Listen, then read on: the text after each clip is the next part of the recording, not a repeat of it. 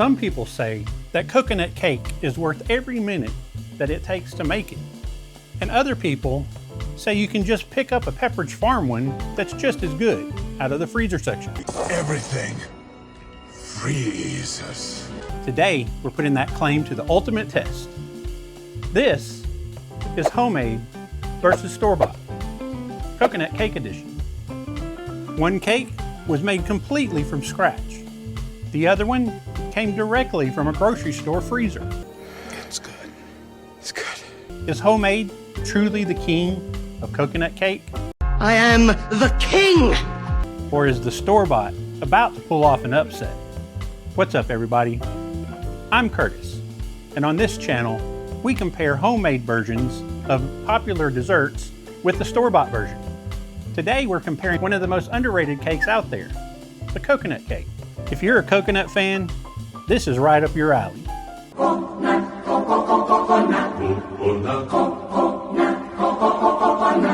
If you're not, then maybe this can change your mind.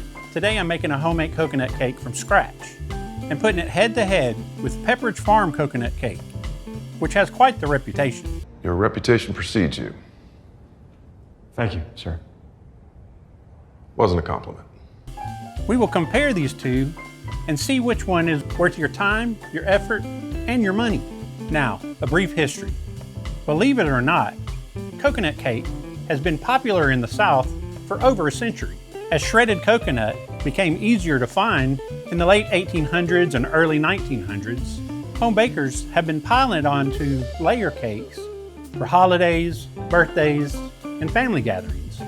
Before long, coconut cake became a staple across the South, earning a reputation as one of the nicer cakes that you can bring to any event. Basically, if somebody showed up with a coconut cake, you knew they weren't leaving with leftovers.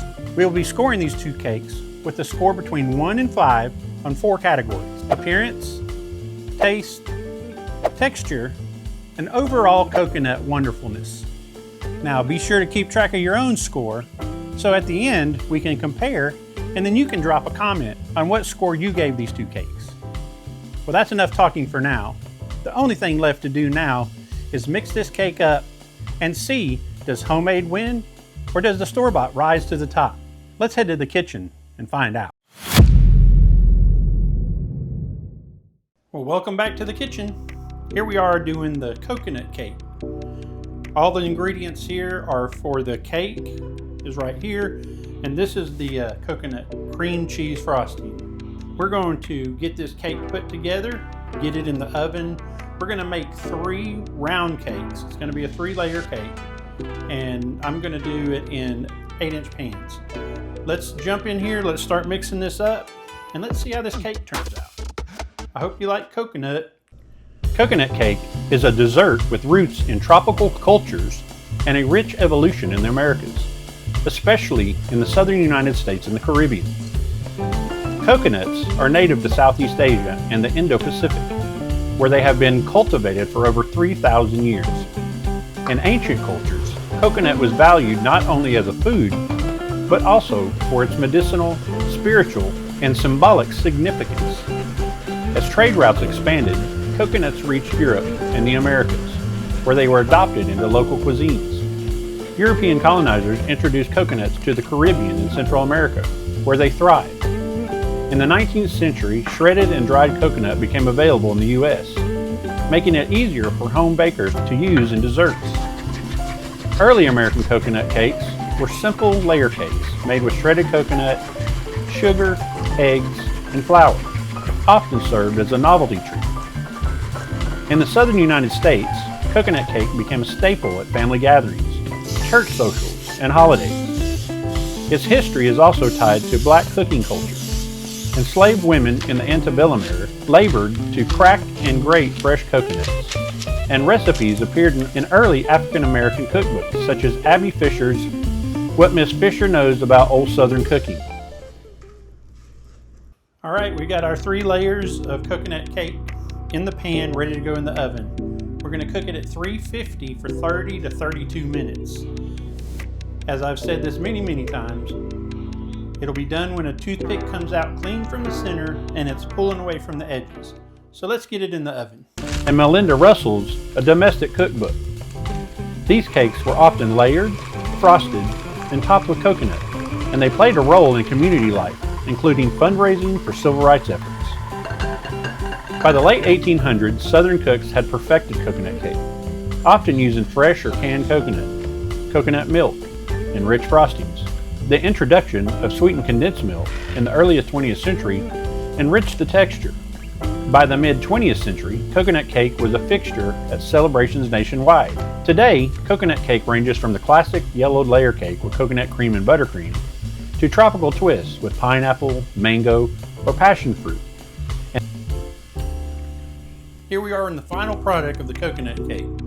So we're gonna cut a slice of this, get a slice of our Pepperidge Farm Coconut Cake, then we're gonna get in there and test it out. But first, check out this reveal.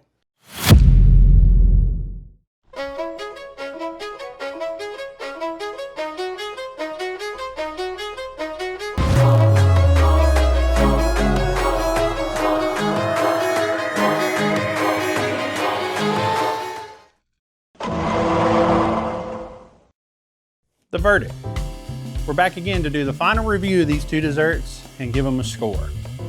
On the left, we have the Pepperidge Farms Coconut Cake. It's 3 layers, got some, I'm not sure if that's buttercream. They went really, really light on the coconut. So, I don't know. And then you have the homemade. You can see the homemade has 3 layers as well, much bigger cake. This one has a cream cheese icing with coconut on it. The cream cheese has been flavored with coconut. I'm really intrigued to see what the taste difference is on the two of these. As I'm sure you're aware, if you've been a watcher of this channel, we will score these two with a score from 1 to 5 in 4 categories: appearance, taste, texture, and overall coconutness. Without further ado, let's just jump in and start scoring these. Appearance. On the store-bought one, it's actually quite beautiful little cake. Although the whole cake was only about that big. And it was a square versus a circle. But if you look, you got 3 very defined layers, 2 icing layers that are very clean. It came out really clean once I cut it. Light on the coconut, that's going to be a deduction. But everything else on that is a really good looking piece of cake. Now on mine, it looks a little worse for wear. Again, as I had said in a previous video, I'm still struggling with the texture of homemade cakes. Some of them, I've had a few turn out okay, but a lot of them are dry. And I don't think this one's going to be any different just based on looking at it. Real crumbly. I will say with my icing and coconut layer, you know, I cover that thing really well in coconut. Even with that, I'll still say that mine looks more like a 2 because it's just kind of messy looking. This one, I'm going to give it a 4 because it really, I would be really proud to serve this to somebody just the way it looks. Next, let's talk about texture. The texture on this one, now this came out of the freezer section. They have probably mastered the science of keeping this thing moist after being thawed out. But the cake is very delicate, very spongy. The icing keeps its form. There's no coconut to speak of on this one. On this one, as I said earlier, it's okay as far as crumbliness. I mean, it's coming out there pretty easy. It's not brick hard, but it's more dense than I would like it to be. The texture of the cream cheese icing is perfect. It's actually hardened up a little bit, and that's probably because of the incredible amounts of powdered sugar that go into this recipe for this icing. There was 6 cups of powdered sugar with 1 thing of cream cheese and a cup of butter. So that's a lot of powdered sugar, but it did make the icing like harden up, and it hasn't been in the refrigerator. The texture, again, I'm going to give this one a 4 because its texture is really nice. And this one, I'm going to deduct points for the cake, but the frosting, I'm going to give this a 3. There's a 4 and a 3. So the next category, our next category is going to be taste. So what we'll do is we'll go ahead and get a bite of the store-bought. I can see why my coworker recommended this one. It's really good. But I'm going to hold off on giving it a score until I taste mine.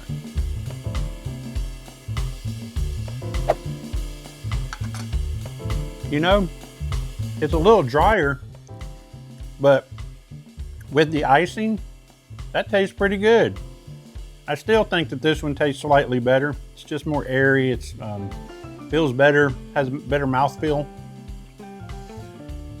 I'm going to give this one another 4 because it's really good. And mine, I'm going to give it a 3. So that's 4 and 3.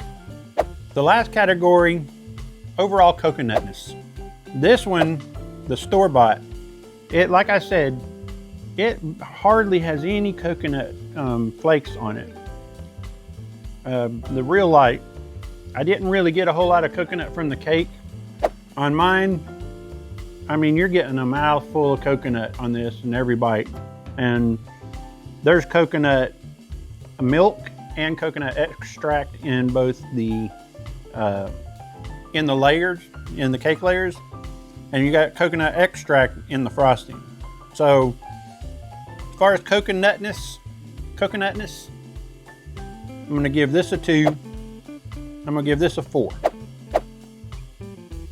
But it doesn't matter what we think. We're going to let Piper give us her opinion.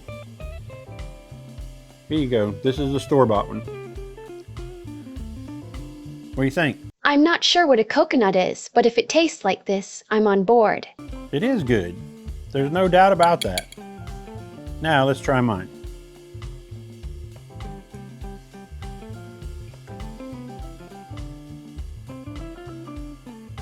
What do you think about that one? When are you going to figure out how to make a moist cake? This thing is drier than the old bone I buried in the backyard. I know, it's not that bad either. I guess not that bad is not a great compliment to what you're cooking, but there you have it, folks. Piper can't really decide which one she likes better, so I'm gonna let the score do it. And unfortunately for homemade, and it's 100% probably my fault, the store-bought Pepperidge Farms wins this one. And mine has just fell short slightly by a couple of points. That's all we have today. Please remember to like, comment, and subscribe. And I'd like to know what you would score these cakes from your perspective. And drop a comment to let me know what you think. Well, that's all we have for now. And we'll see you back in the kitchen on the next video. Tell them bye, Piper. Bye. See ya.